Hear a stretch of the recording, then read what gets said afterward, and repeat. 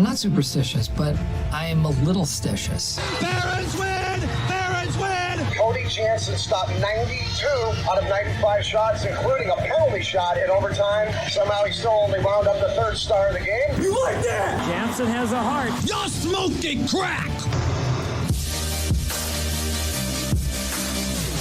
Big show we got lined up for you. What's going on Wednesday? Feels like it's been a while. It's Cody Janzen. In case you weren't hanging out with us this weekend at Ice Wars, we got the full recap coming up on the show today. Battle of Alberta. Well, are the turntables. Little office reference for you there. The Oilers up 3-1 in that series. Well, could they take it in Calgary? I don't see why not. They're buzzing. The Oilers are dominating the Calgary Flames, and if not for a stupid Mike Smith error, last night's game is a cruise control win for them. The Flames aren't playing Daryl Sutter hockey, and they can't keep up with the Oilers if they want to play pond hockey. We'll dive into all of that here to open up the show in a little bit. But, of course, join the conversation. Say what's up. Where are you watching from? Thoughts on the playoffs? Anything you got? Join the conversation right now. To come on the show in about 20 minutes' time, we'll talk to the king of the rink himself. Daniel Amesbury is hopping on the show. Oh, yeah. Ice Wars. It was massive this weekend. So Diamond Hands is going to hop on, talk about his victory. Then we're going to talk St. Louis Blues with the one and only Andy Strickland, friend of the show from down in St. Louis, Missouri. Blues, Avs, can they prolong their season? What's going on? I want to get his take on the Binnington situation. Everything about that. We'll talk with Andy Strickland about that in, say, 35 minutes time. Of course, Battle of Alberta, though. Glenn's in the chat already. We'll get to you in a second. I'll go over scores from last night, though, as well, because playoffs have kind of been wild. Like, Carolina can't win on the road. The Flames just seem to have changed paces completely. Rangers win 4-1 over Carolina. Again, you're kind of seeing a little bit of a different Igor Shesterkin at home. You know, he stops 30-31 last night. Kopp with a goal and 2 assists. You got Strome with an apple, Vetrano with a goal, Zibanejad with a goal, Fox with a goal and an assist. Like, the Rangers are buzzing at home. They win that one 4-1. And then it's the Oilers. Markstrom with a stupid error early on costs him, sets the tone. He has an .840 save percentage. He looks gassed. He's not making big saves. He looks shaky. The Oilers are in his head. And this one should be over in 5. There's no reason the Oilers can't win this one in 5 right now. You know, if not for that stupid Mike Smith gaffe, I don't even know what happened there. Like, if someone knows what happened, let me know. I don't know if they asked Smith or not. I haven't listened to any media availabilities, but that's one of the most insane goals I've ever seen in the playoffs. Rasmus Andersson with a knuckle puck from his own zone beats Smith. That was crazy. But really, that shouldn't have been a 3-3 game, 5-3, whatever it was. I mean, Mike Smith has been probably the second best goalie in the playoffs behind Andrei Vasilevsky up until this point, and then he goes and lets that in. Whatever. Oilers still up 3-1. McDavid's flying, best hockey of his life. I think that by the end of these playoffs, we will be talking about, is Connor McDavid, I mean, the best player of all time? I guess, you know, it's the team versus individual argument, and we could talk about this for hours, but we'll get to your comments now. Glenn says, Edmonton 3-1 over Calgary. Didn't see it coming, man. The only way Calgary can beat Edmonton is if someone elbows Connor McDavid in the head. I do want Edmonton versus Colorado in the Western Conference Final, though. I mean, I'm not going to encourage elbows to the head. I've given my thoughts on the whole Perron-Kadri incident. And Craig Berube did speak on that as well. Give me a minute to get through the comments, and I will get to the Berube comments too, because he did touch on, you know, his no comment in regards to the Nazem Kadri incident. I'll get to Berube's comments in a second. I don't think you can just be like, oh, okay, yeah, Flames just got to elbow Connor McDavid in the head. Like, that ain't going to work. But they got to be tougher. They're absolutely being soft right now. It's embarrassing. It's not Daryl Sutter hockey. And realistically, if they want to play like that, well, they're lucky to be going 5 games. 5 games against the Edmonton Oilers. That's how lucky they are.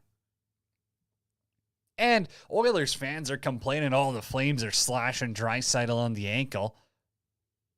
What do you expect him to do? It's the damn Stanley Cup playoffs. People, get a grip. You're going to try and hurt your opponent if that means you get to lift the Stanley Cup. It's not rocket science. It's not something anyone else hasn't done in the past. They're playing hockey. If you injure your opponent, you've got a better chance to win. Why do you think you're throwing body checks around there? It's not because you want to just hang out and touch guys. I don't get it. Like, yeah, nurses slashing everyone too. City Life Project's buzzing through the chat right now. Smith's a bum. Markstrom must be hurt. Best goalie. McDavid's a strong back. Crosby's still better. Vladar, the Sith Lord, will stop McDavid. Agreed, they have to be tough. Nurse slashing everyone too. I agree. And again, that's part of playoffs. Like, the Oilers fans complaining about Leon Draisaitl getting slashed in a hurt ankle just shows how little of playoffs they've watched over the past decade plus, since 2007. Like, it's playoff hockey. You got to be tough. You got to be mean. You got to have grit. You know, if Milan Lucic wanted to end Mike Smith's series, he could have. Let's be real. He could have ended his series, but he didn't. You know, why? Because playoff hockey is tough, but there's also a line where the Flames haven't crossed it. Slashes to the ankle aren't crossing a line. Oilers fans showing me more and more Calgary is the better fan base. Well, yeah, City Life Project. I mean, Oil Country's pretty awesome, but Oil Country Twitter. And don't get me wrong, there is Flames Twitter I can't stand. Some of them are the biggest cry. It's not even Flames fans, though. It's mostly the wannabe media members down there. And it's just, they're some of the worst, too. Oil Country fans can be a real pain in the ass, though. I don't know what the hell they're talking about half the time. But if you don't want Draisaitl to get slashed, I don't know, sit on the bench. It's hockey. It's hockey. It's going to happen. They're not punching him in the face. They're not cross-checking his teeth out. They're not gouging for eyeballs. They're slashing him in the ankle. He's got a hurt ankle. I would expect that to happen. Why? Because you do it to win the Stanley Cup. Why? Because if you win the Stanley Cup, you're more valuable. Ask Pat Maroon, who, 4 in a row. If he gets that, I'm telling you, he's going to be a Hall of Famer.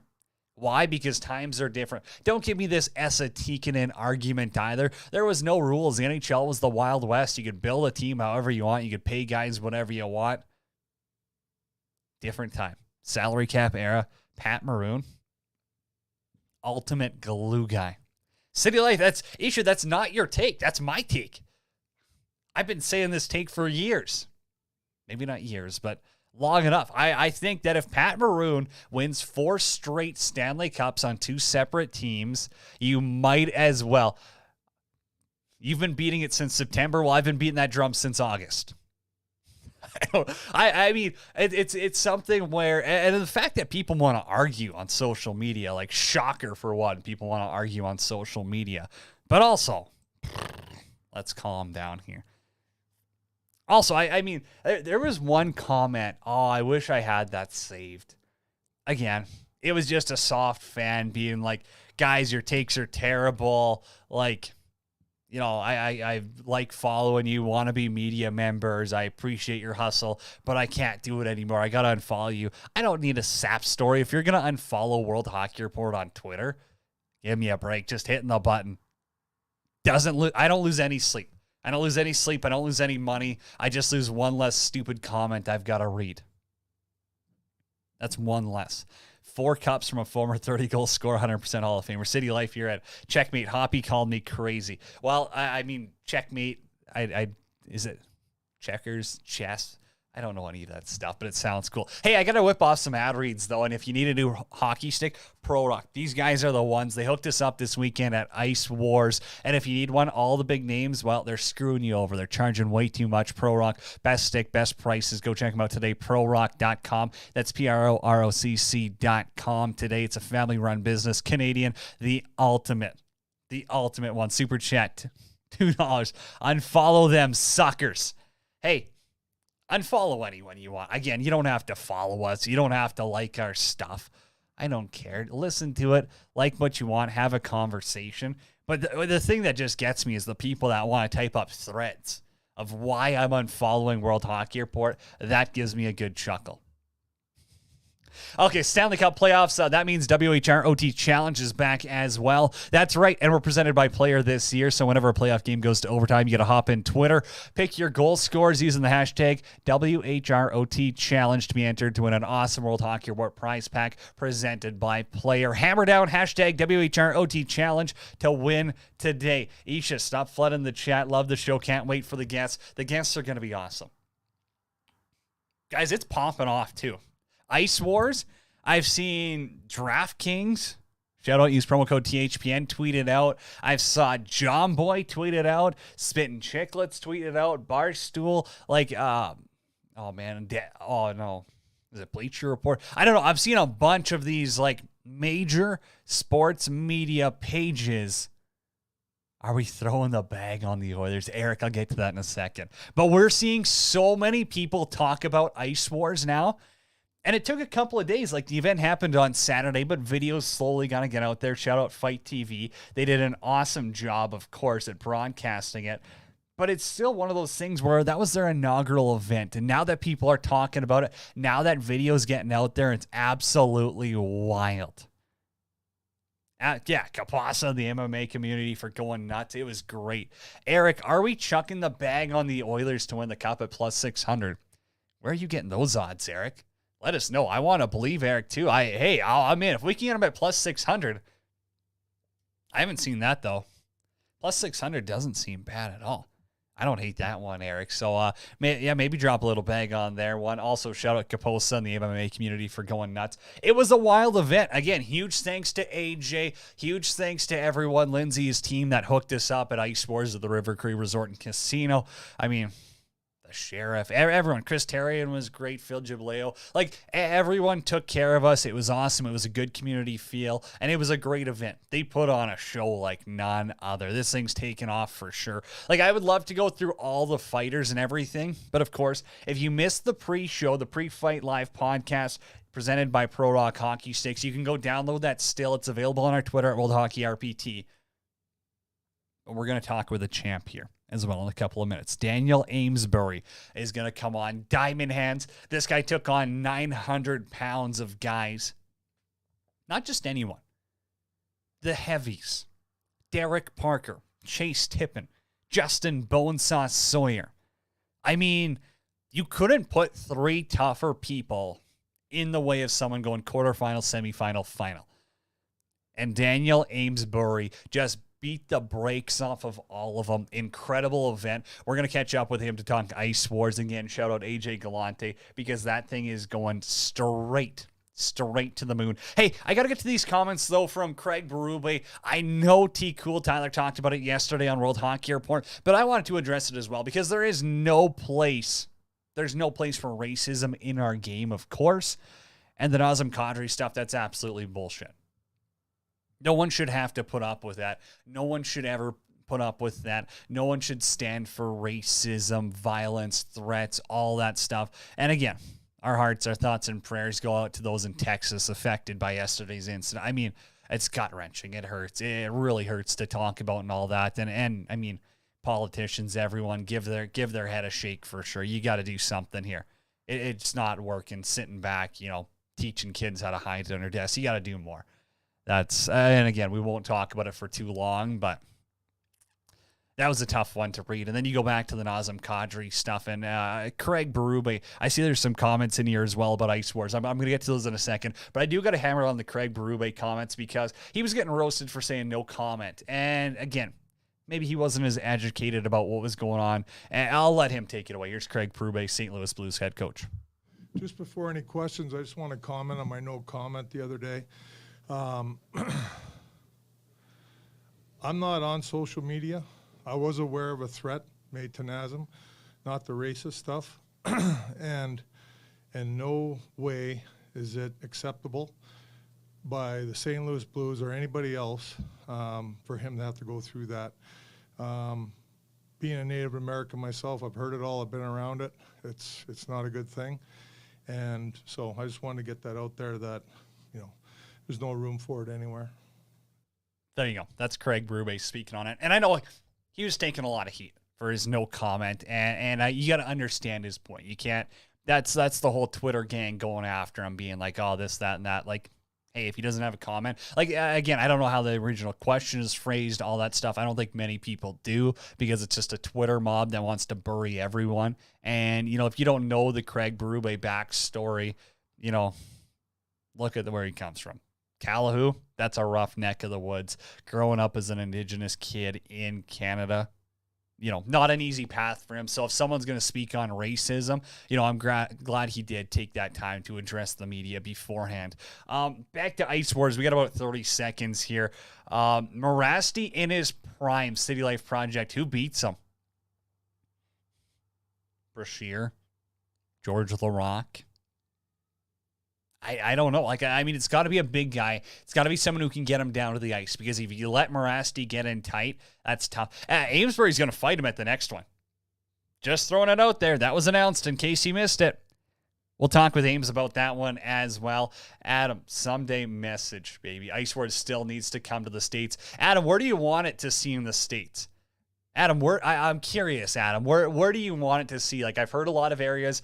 I've heard some rumors of where it's going to be. I can't speak on those, though. Everyone DMing us wanting to know where the next one's going to be. I can't say. Hand up, I can't say. But it's going to be at some pretty cool locations. I guarantee that. Hope Glover Teixeira helps promote an event in Danbury. That would be awesome. Tell you firsthand, racism cuts deep. It stays with you forever, but you can't let it hold you back. Adam, that's well said. I couldn't say it any better than that. That's... Take it away. The floor is yours with that. That's well said, better than anything. And one last comment from the City Life Project. Rippin and Morasti, man, that would have been legendary. Well, Nasty Morasti, he's fighting in the next Ice Wars. And someone who's going to be his opponent is coming up next on World Hockey Report. It's Diamond Hands, Daniel Amesbury, King of the Rink, tournament champion. Next, right here on World Hockey Report.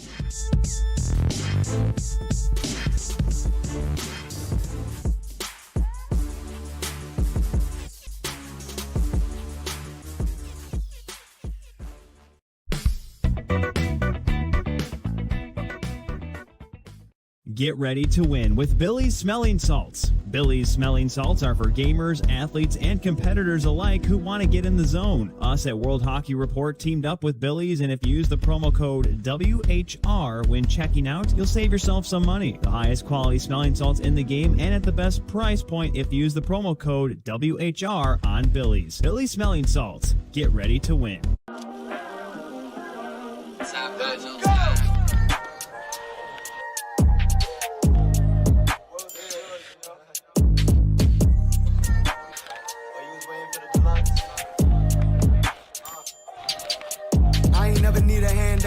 Tunnel vision had it planned out. A lot of ups and downs, but we here now. I get love in New York, I'm the man now.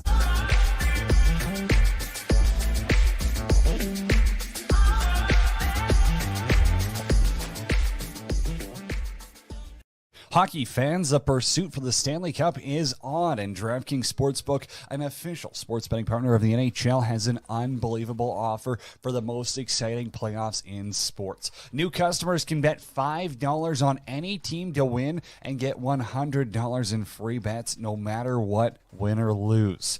Looking to turn a small bet into a big payday during playoffs? With DraftKings same-game parlays, you can do just that. Create your own parlay by combining multiple bets like which team will win, how many goals will be scored, and more. It's your shot at an even bigger payout. DraftKings is safe, secure, and reliable. Best of all, you can deposit and withdraw your cash whenever you want. Download the DraftKings Sportsbook app now. Use promo code THPN. Bet $5 on any NHL team to win and get $100 in free bets no matter what. That's code THPN at DraftKings Sportsbook, an official sports betting partner of the NHL. Minimum age and eligibility restrictions apply. See show notes for details.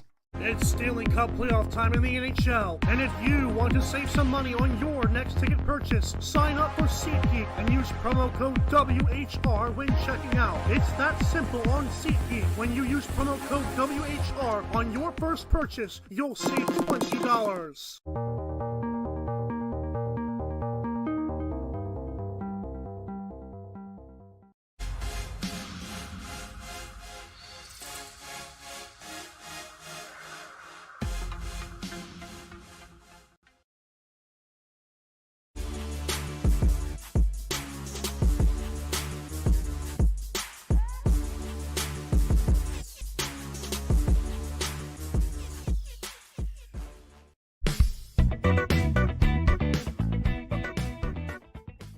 Get ready to win with Billy's Smelling Salts. Billy's Smelling Salts are for gamers, athletes, and competitors alike who want to get in the zone. Us at World Hockey Report teamed up with Billy's, and if you use the promo code WHR when checking out, you'll save yourself some money. The highest quality smelling salts in the game and at the best price point if you use the promo code WHR on Billy's. Billy's Smelling Salts. Get ready to win.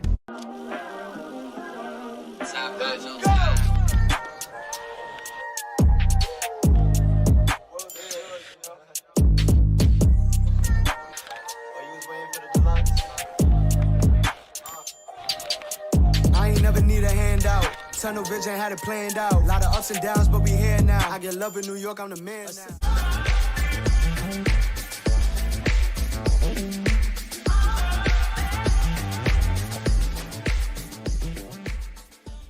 Hockey fans, the pursuit for the Stanley Cup is on, and DraftKings Sportsbook, an official sports betting partner of the NHL, has an unbelievable offer for the most exciting playoffs in sports. New customers can bet $5 on any team to win and get $100 in free bets no matter what, win or lose.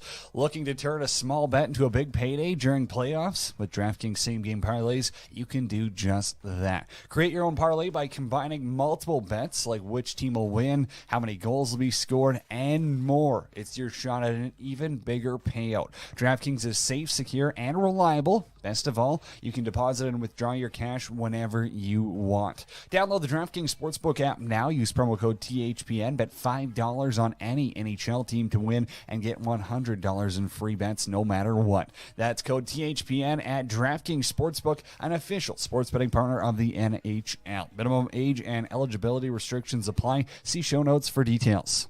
It's Stanley Cup playoff time in the NHL, and if you want to save some money on your next ticket purchase, sign up for SeatGeek and use promo code WHR when checking out. It's that simple on SeatGeek. When you use promo code WHR on your first purchase, you'll save $20.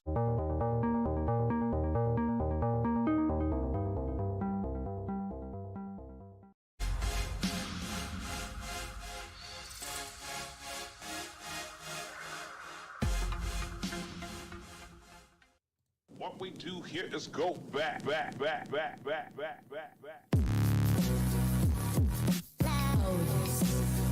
going on? It's World Hockey Report. Cody Janzen with you, coming to you live on the Hockey Podcast Network and 12-ounce Sports. Wednesday, 12:26 local time up here in the Great White North. We're coming to you live from the Pro Rock Broadcast Studios today. And, we're buzzing after playoffs. I mean, come on. Battle of Alberta last night. The Rags are back in the series. Ice Wars was this weekend. Hey, everyone in the chat, say what's up. Front Row Productions is there. The Beer Sports Whatever podcast just gassing me up. Hi, Cody, a pro. Appreciate everyone. City Life Project. I swear Kevin Fiala was in the Pro Rock commercial. Hey, yeah, it's a little expensive for Pro Rock, but maybe we'll throw it out there. We're still trying to connect with our guy, Daniel Amesbury, Diamond Hands. Maybe he's busy chucking him. No, I'm sure it's just a travel day for him. Guy's been a busy week. He's a warrior, so he's been all over the place. Got to get to some NHL news, though. Here was an interesting one. Absolute stud.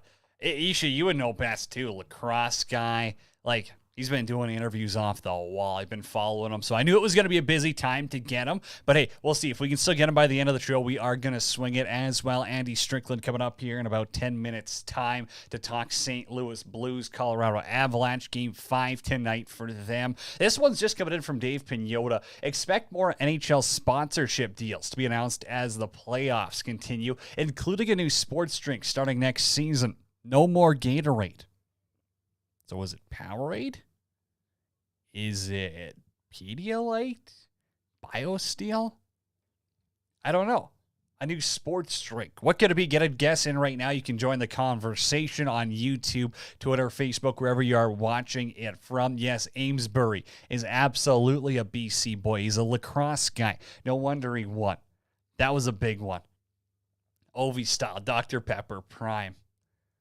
I don't know what's Prime, Eric. You gotta give us some description here. I don't know what's should be the official drink. If you got a funny answer, join the conversation. The official drink of the NHL should be. If I gotta throw it a Saskatchewan, it's probably like Original 16 or Pilsner. Kind of a sports drink if you're a beer league hockey player.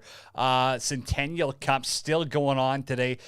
Preliminary games taking place. The Ottawa Junior Senators taking on the Summerside Capitals. Oh, Jake Paul's energy drink. I didn't know Jake Paul is an energy drink. City Life Project, bring back Four Loko. That is not... Is that how you spell Four Loko? No way that's how you spell Four Loko. I don't think so. That'll get the boys buzzing. I remember the first time I had one of those.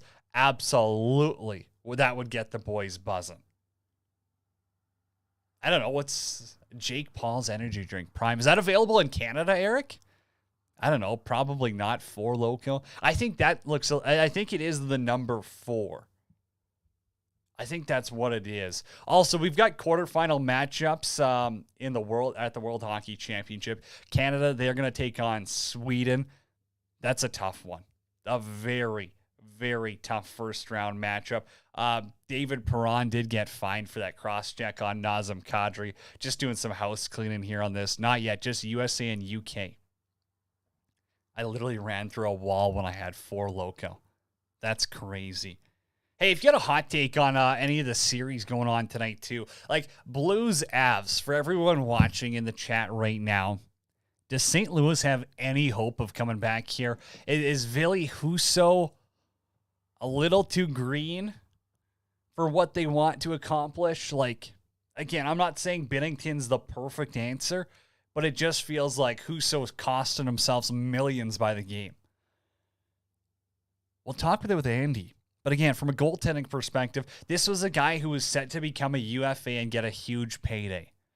Now, after the playoff performance, are people saying maybe he's not worth it? Maybe he's more of a Korpisalo. Blues win this one, but unfortunately they're done. Husso was not the reason they lost last game.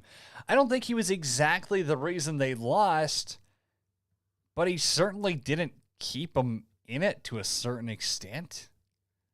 I don't know. I mean, and to win in Colorado, I think I haven't seen what Pete said for his plays of the day. We got to find a way where we can whip this up live, because be sure to go check out Philly Pete, now a part of the World Hockey Report team. He's giving his plays all the time. So I think he did, to be honest. Well, he played better than Kemper, but Kemper didn't play good. So I guess that makes sense. Okay, here's your quarterfinal matchups. I was trying to find the perfect graphic, but I don't know where the hell that's going to be. So you've got Switzerland taking on the Americans. You've got Finland taking on Slovakia. Canada plays Sweden. Germany plays Czechia. So I think it's pretty obvious, like Switzerland, they'll probably beat the Americans. Finland's going to beat Slovakia. Germany, Czechia is a weird one. I think Czechs could take that one. Canada, Sweden. I don't know. It depends if Canada really shows up or not, but it could be a quarterfinal exit for them. Do you watch Worlds? Does anyone watch Worlds? Like, it's an interesting concept, but it's also at the worst possible time ever. Canada was an embarrassment. I mean, they lost to Denmark, and Denmark didn't even make the quarterfinals. So that's kind of embarrassing. But I want to know, like, the World Championships, I think it's a cool event. I think the timing's terrible. And I think IHF loves it for the parody. But, I don't know. It seems like a little bit of a missed opportunity as well. 20 shots to 4 in the first period. Husso kept him in. Well, okay, I'm not meaning like he didn't keep him in, but like he wasn't stealing it for him. Maybe that's a better word. Husso ain't stealing them any wins in the playoffs. Adam Padilla, Ice Wars has got to go to the big city. NY, LA, Chicago, but Vegas has to be on their list. Here's why I'm not exactly sure the big cities is where they're at yet. You can't go to MSG. You can't sell out Madison Square Garden. You can't go to Crypto.com Arena yet. I don't know if Chicago has a smaller venue, but maybe Chicago would work. Again, you got to grow the product. And as we get this, I guess producer Eric's let me know. We got him on the line right now. Here he is. It's Diamond Hands Daniel Amesbury live on World Hockey Report. Daniel, how you feeling after that weekend? Surprisingly good. I got lost my voice a little bit, but other than that, I feel pretty good, honestly. That's awesome, man. Well, yeah, you definitely must have enjoyed some of that River Cree Resort and Casino hospitality. It's a great place to be. It's a great setup. But what I want to ask you about is your preparation leading up to it. It's an inaugural event. It was crazy what AJ put together. It was awesome to see everything come together. But I heard you had this crazy preparation. Like, you were literally writing down that you're going to be the king of the ring. You got to tell everyone about it.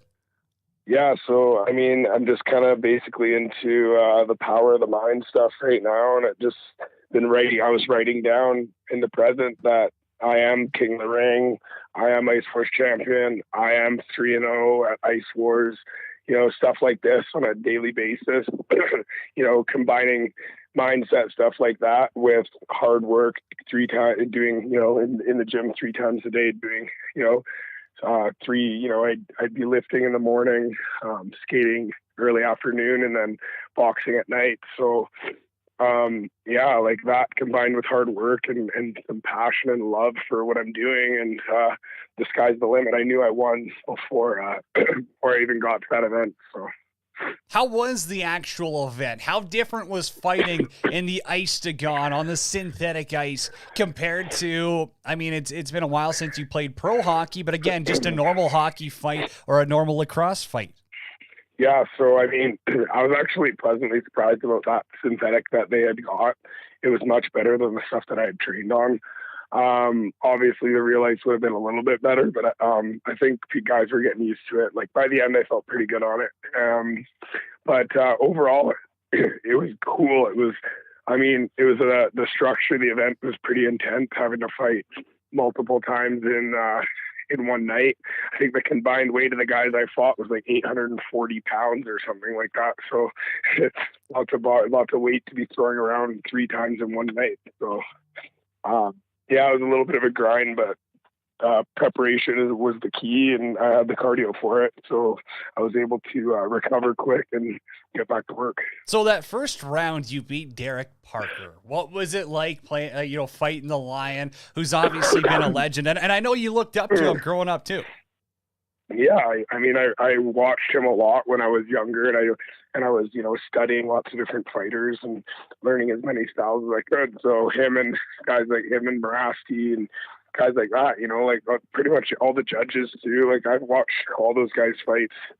I've seen pretty. I don't know. I've watched back in the dropyourgloves.com days. I was deep into that rabbit hole on a daily basis. So I had watched lots of these fights. Fighting Derek Parker was like an honor. He came hard at the beginning, you could tell he had his timing right. Like, he's been fighting all season, so his timing was on. Like, that was the biggest thing for me, I think, at the start, was just my timing was a bit off. And so I was a little bit slower getting going. But he's a tough man, and I could have seen me and him ending up in the finals if we started on different sides of the brackets. 100%. But I guess it worked out well for the Ice Wars event and the crowds that they got a huge matchup to start. Now, I wanted to ask you about that second round because you were able to finish off Tip pretty quick. How key was that rest? And what were you doing in between fights to, make sure that you're still recouped for the final where you got to face a huge guy like Justin Sawyer? Yeah, well, I was lucky enough to have some super veteran boxers in my corner.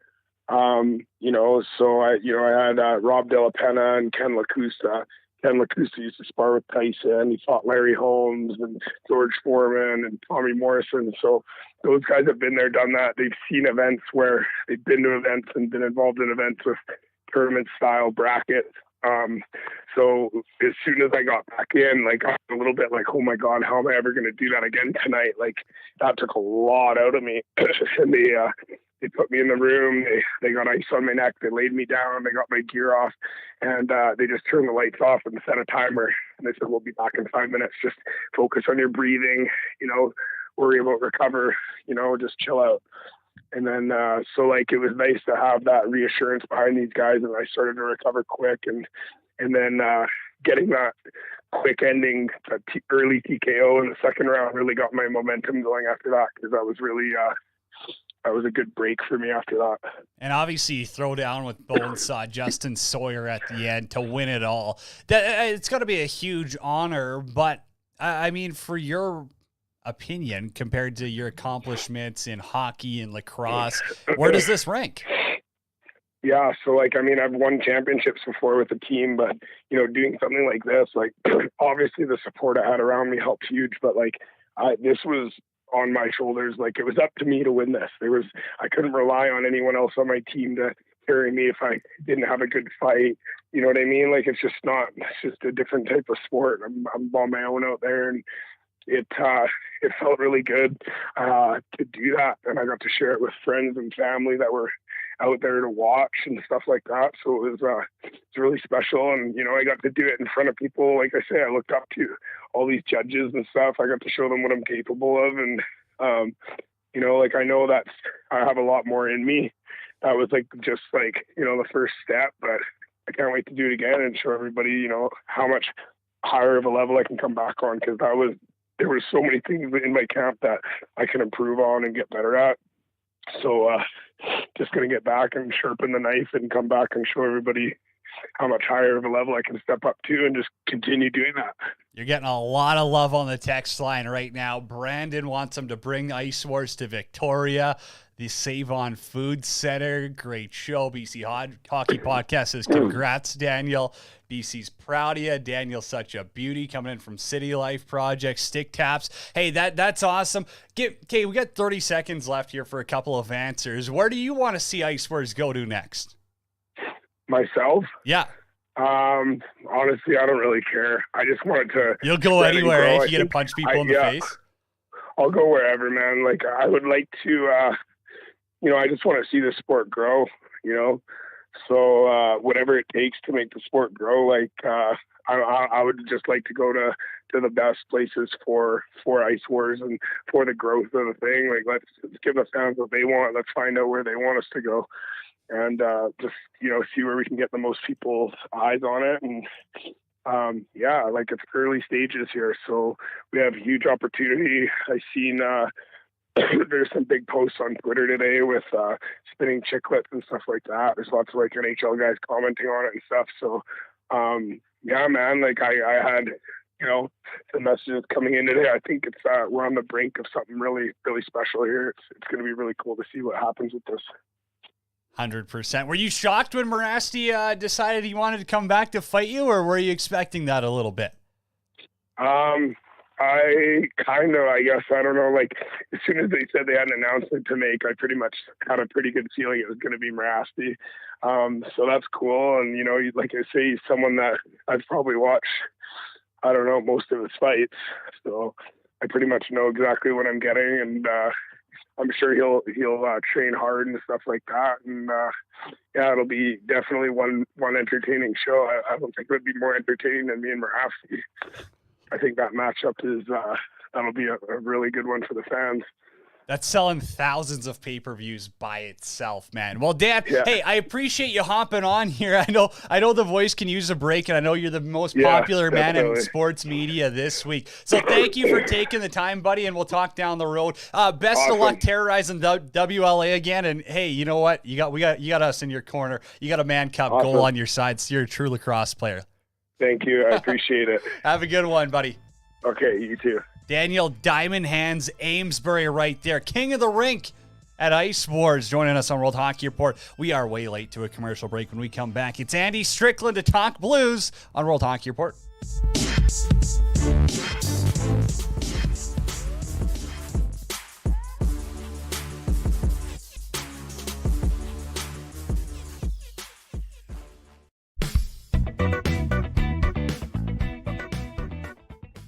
Get ready to win with Billy's Smelling Salts. Billy's Smelling Salts are for gamers, athletes, and competitors alike who want to get in the zone. Us at World Hockey Report teamed up with Billy's, and if you use the promo code WHR when checking out, you'll save yourself some money. The highest quality smelling salts in the game and at the best price point if you use the promo code WHR on Billy's. Billy's Smelling Salts. Get ready to win.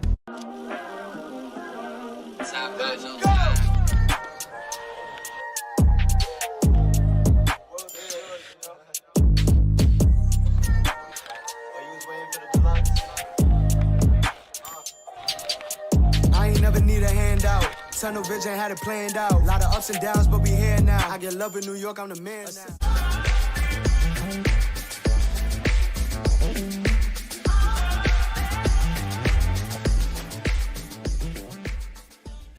Hockey fans, the pursuit for the Stanley Cup is on, and DraftKings Sportsbook, an official sports betting partner of the NHL, has an unbelievable offer for the most exciting playoffs in sports. New customers can bet $5 on any team to win and get $100 in free bets no matter what, win or lose. Looking to turn a small bet into a big payday during playoffs? With DraftKings same-game parlays, you can do just that. Create your own parlay by combining multiple bets like which team will win, how many goals will be scored, and more. It's your shot at an even bigger payout. DraftKings is safe, secure, and reliable. Best of all, you can deposit and withdraw your cash whenever you want. Download the DraftKings Sportsbook app now. Use promo code THPN. Bet $5 on any NHL team to win and get $100 in free bets no matter what. That's code THPN at DraftKings Sportsbook, an official sports betting partner of the NHL. Minimum age and eligibility restrictions apply. See show notes for details. It's Stanley Cup playoff time in the NHL, and if you What we want to do save here some is money, go back. It's World Hockey Report. Cody Janzen with you, coming to you live on 12-Ounce Sports Hockey Podcast Network this afternoon, Wednesday, Battle of Alberta. Game 5 goes tomorrow. Can the Oilers finish off the Flames? Well, before we get to that, out west, it's the Avs with a chance to finish off the Blues tonight. And for that, we bring on our number one Blues reporter, Andy Strickland, joins the show. He's our big guest today for SeatGeek. Be sure to use promo code WHR on SeatGeek, and first-time buyers can save $20 off their first ticket purchase. Andy, you're joining us live this afternoon. What's the vibe in St. Louis right now? Is there still some hope around this team or what?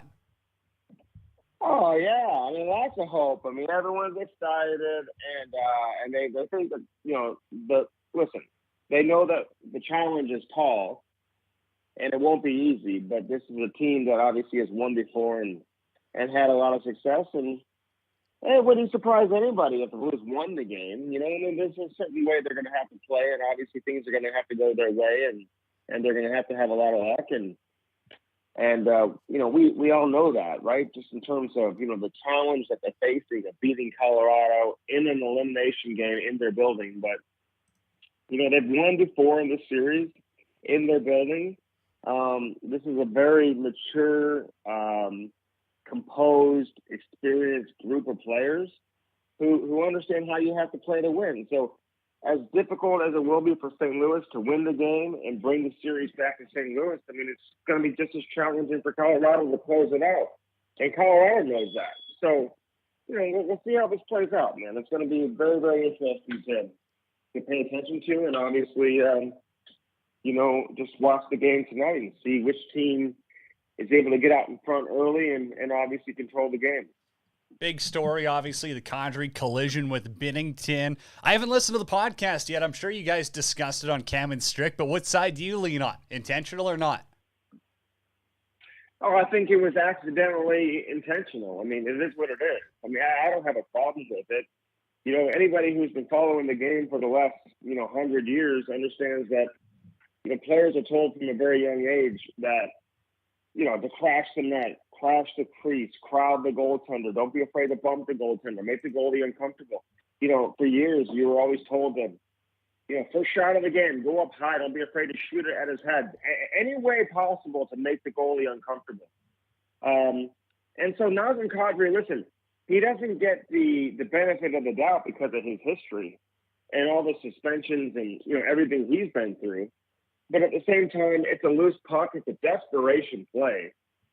And, he's a desperation player, who's hungry to score. And if the puck's loose around the paint, then, your number one objective is to find any way possible to get to the puck and get it across the goal line. And I think that's what he did.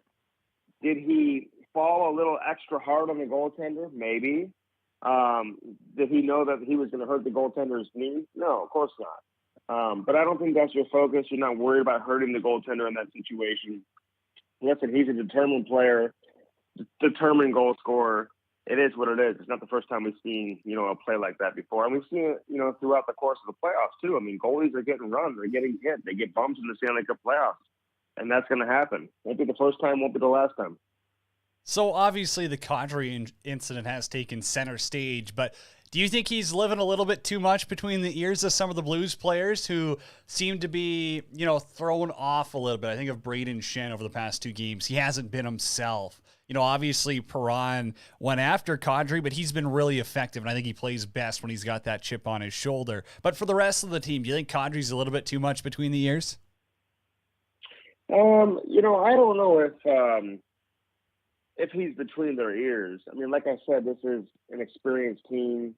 They play with composure. They play with poise. I mean, hockey is what it is. You take your goalie out, like you're going to have Braden Shen get in your face, and he may chirp you on the ice. It may even challenge you to a fight, which is what he did. But, and Shen hasn't scored. Shen's dealing with an injury, too, that people don't know about. He's dealing with one all season long, actually.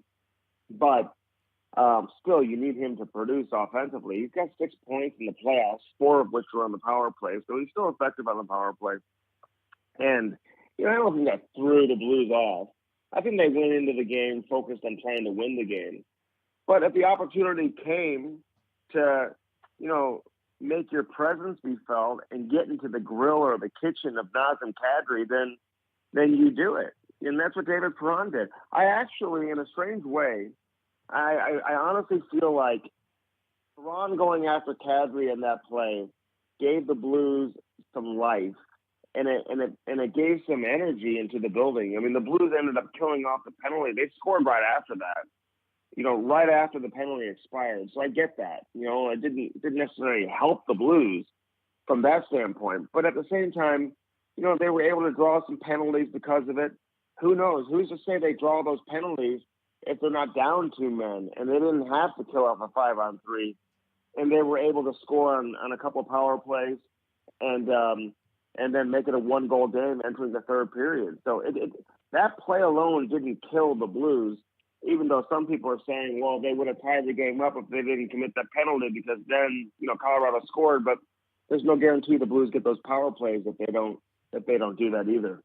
Now, I know you would never say anything mean about a ref, but I thought it was a little crazy how Kadri didn't even get a minor on that play. When he's going up the ice the whole time, barking, and then he goes and runs right into Perron. Pretty accidentally on purpose, as some might say, but I thought that was wild. Hey, we got to talk Ville Husso for a second, though. The playoffs have not been perfect for him, pretty for him, whatever you want to call it. Does this help give St. Louis a better chance to re-sign him in the offseason? Do you think there's still a chance he stays? Because he's costed himself millions, with some of his playoff performances here, in my opinion. Okay, let me get back to what you said about the officiating real quick. Okay. I mean, because I agree with you. Because Perron 100% deserved a penalty in that specific play. I don't think they needed to take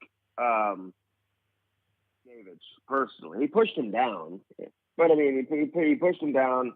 Wasn't the most aggressive push we've ever seen, or aggressive. It is what it is. And I thought maybe you could have just taken Perron. I think referees, listen, you got to know the situation. You're coming into a game, emotions are high. You got a player who has an extensive rap sheet, who just took their goaltender and their best player out of the series. And you know that these two heads are probably going to collide at some point during the course of the game. So to penalize the Blues even more so and put them down 2 men, and maybe they do give Buchnevich a penalty, but then, like you said, they take off Perron and Kadri, then maybe you do that, and the Blues are just down 1 man. But to put them down 2 in that situation, listen, that was a little aggressive. In terms of Husso, is he costing himself millions? I mean, I guess if he would have gone on a run and won the Stanley Cup, maybe.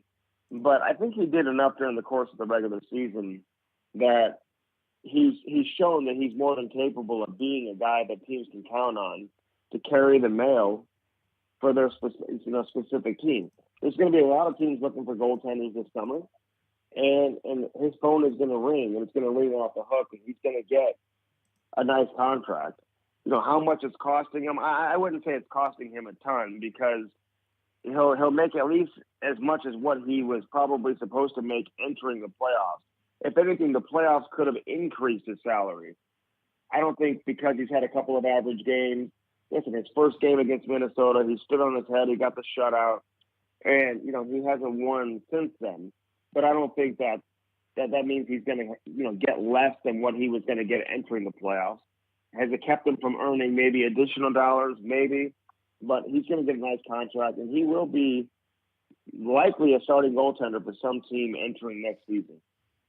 Well, I know there's a lot of people up in Edmonton that hopes that he comes this way, but guess we'll see. Time will tell, especially depending on Stuart Skinner's development. Andy, I want to ask, what is one player on the Blues during these playoffs who has disappointed you? Who did you expect more from? Who you haven't seen enough from in your mind during these playoffs? Probably Robert Thomas. This guy is so good, fellas. Like, he's so good with the puck. I know the playoffs are different. You don't have the same time. You're not given the same space. You're not going to create the highlight reel plays every single night. And he is a elite passer in the National Hockey League. Like, he's arrived from that standpoint this season. He is that guy. And, sometimes you got to compete and fight for space and fight for ice in the Stanley Cup playoffs, especially against a team like Colorado. These are by far the best two teams left in the Western Conference. Like the Battle of Alberta or the Battle of terrible goaltending that we've seen in the other playoff series is not the same as what we're seeing in St. Louis and Colorado. These are the big boys. I really mean that. Like Colorado, Edmonton and Calgary, listen, it's an entertaining series. I love watching the games. They're fun. I couldn't be happier for Connor McDavid, the way that he's leading the charge there. But those two teams, whoever comes out of that series, I don't think they're going to put up a really strong fight against whoever comes out of Colorado and St. Louis. And if it's Colorado, which it looks like it is right now, considering where they are in the series, you look at LA winning some games. I know it's the first round, and the first round is difficult. Dallas takes Calgary to 7 games. Both of those teams, Edmonton, Calgary, they're going to really struggle against whoever comes out of this series, in my opinion. So Colorado's good. You got to give them some credit in terms of what they've done to St. Louis here. But yeah, to answer your question, Robert Thomas, this guy was a more than point per game player. It was his breakout season this year. They need him to be at a certain level. And he hasn't scored yet here in the playoffs, so I'll give you that. But he's not alone, man. There's a couple of other names I could have given you as well. Well, that was a hell of an answer right there. Andy Strickland, my guest, ringside reporter from Bally Sports Midwest, host at 590 The Fan, KFNS, co-host Cam Strick podcast, of course. We got to talk. I can't let you off the hook now, Andy. Mike Smith has a .931 save percentage in the playoffs. You're going to tell me that you don't think the Edmonton Oilers have a chance against Colorado. Like, Calgary's not beating them up at all. Like, Draisaitl is injured, but it's been a cakewalk for them. They're coming to this pretty scathed. And I think that St. Louis is bashing in Colorado a little more than people are giving them credit for. And the Mike Smith, Darcy Kemper goaltending, that's a wash right now, if not advantage to Mike Smith in my mind. A .931 against a team like Calgary. Maybe, yeah. Yeah, you're going to see some goals scored, though. Listen, Mike Smith has some terrible games, too. Mike Smith, at the end of the day, you can put lipstick on a pig, but he's still Mike Smith. Okay? So, let's not act like all of a sudden you got Marty Brodeur in there wearing a Mike Smith jersey. It's Mike Smith. He gave up a goal from the opposing goal line last night. That just doesn't happen. He's going to say, well, I didn't see it. I just couldn't. He's the only one that just can't ever see the puck from the other end of the ice. It doesn't happen to anybody else but Mike Smith. And he almost lost the game for the Edmonton Oilers last night. This guy is he is what he is. And he's had a nice career, and he's fun to watch when he leaves the crease and he plays the puck. But trust me when I say Edmonton has zero chance against Colorado. And they probably have limited chance against St. Louis. If St. Louis were to come back and obviously extend this thing to 7 games. But against Colorado, it may be the fastest series we've ever seen in the history of the NHL. It's going to be overly entertaining. I'm so happy for Connor McDavid that he's been able to at least, you know, brush some of the haters off of his shoulders and get his team this far and potentially to the conference final. But unless they all of a sudden start learning how to defend at the highest level and learning how to play that grind game, they've got zero chance, in my opinion, against the Colorado Avalanche or St. Louis. Both these teams, this is the real conference final, really, St. Louis and Colorado, in my opinion, the two best teams in the Western Conference. And I think most people around hockey, the unbiased people, would probably agree with that. Okay, I got two more rapid questions for you because as soon as we're done, my producer's going to smack me upside the head for going late here. Who would you rather have right now, one or the other, Connor McDavid or Andrei Vasilevsky? Andrei Vasilevsky. Yep, good choice, good choice. Andrei Vasilevsky, when it's all said and done, is going to be considered the greatest, if not one of the greatest goaltenders in the history of the game. Ever. Thank you. Like, ever. This guy's 27. I mean, he's in his prime. As great as Tampa Bay is, and as much, you know, as we talk about the Lightning and the fact that they've won a couple of Stanley Cups in a row, potentially in position to win their third straight, and who knows how that's going to play out. They're not the same team without Andrei Vasilevsky. I mean, you can remove any Braden Point, Kucherov, you remove anybody from that roster you want. But as long as you have Vasilevsky, you've got a fighting chance. His numbers in closeout games, elimination games are ridiculous. And, you know, listen, people think I'm crazy when I say this about, you know, he's close to being in that category with the Marty Brodeurs and the Patrick Roys. He won't have the numbers to show for it because his career is so incomplete. But he's not far from being there. And I wouldn't be shocked if when his career is all said and done, we're saying he's the greatest goaltender ever, if not certainly in the top three. And I ran this by Mark Messier yesterday, just so you know, and he agreed with me. He thinks he will certainly go down as one of the greatest in the history of the National Hockey League. Well, I think we're already talking about him in the Hasek, Broder, Waugh conversation. We're talking about greatest ever. The chat's going off about Vasilevsky versus Price. I don't want to hear it. Carey Price ain't up there. He's not clutch like Vasilevsky. Okay, one more for you. Pat Maroon, if he wins a fourth straight cup, two different teams, obviously this would be his third straight in Tampa Bay. Any sniff at Hall of Fame? I think so. Maybe the St. Louis Hockey Hall of Fame. No, you don't think there's a chance? The St. Louis. Oh, dude, he's not making the Hall of Fame. 4 straight cups in the salary cap era. And he's an important player. I would never bash Patty. I've known him for a long time. And he's very fortunate to have been on really good teams. But he's also a guy that impacts really good teams. But did every player from the New York Islanders who won 4 Stanley Cups in a row make the Hall of Fame? Not the salary cap Patrick era. Maroon. Doesn't matter, dude. He's not making the Hall of Fame. He knows that. He'll be in the St. Louis Amateur Hockey Hall of Fame. And maybe like... him and Cam can hang out there. Oh, yeah. So he'll be in that one. I'll tell you that. That's a guarantee. But the Hockey Hall of Fame? No, not happening. And he knows that. His family knows that. Everybody knows it. So it's not a chirp against Patty, one of my favorite people in the NHL. There you go. Andy Strickland thinks that if Pat Maroon wins 4 straight cups, the former 30-goal scorer doesn't get into the Hockey Hall of Fame. Strick, man, this has been a blast. Hey, I appreciate you taking the time as always. Enjoy the game and the rest of the playoffs tonight. You're a pleasure to talk to. You're the best, guys. Always appreciate it, man. Good luck to Edmonton down the stretch. Good luck, but the goaltending sucks. Andy Strickland right there. He's the absolute best. Go download the Cam and Strick podcast today because, and also watch his work on Bally TV as well. I got to wrap it up here because we are way late to get out of here. That was a blast. That was a fun show. I know we only got Ames for a little bit, but Diamond Hands was awesome. If you liked it, throw a thumbs up in the chat and subscribe to the Hockey Podcast Network because we're coming here 3 times a week, Tuesday, Wednesday, Thursday, and possibly Fridays. Yeah, we'll be in touch after this one. Oh, man.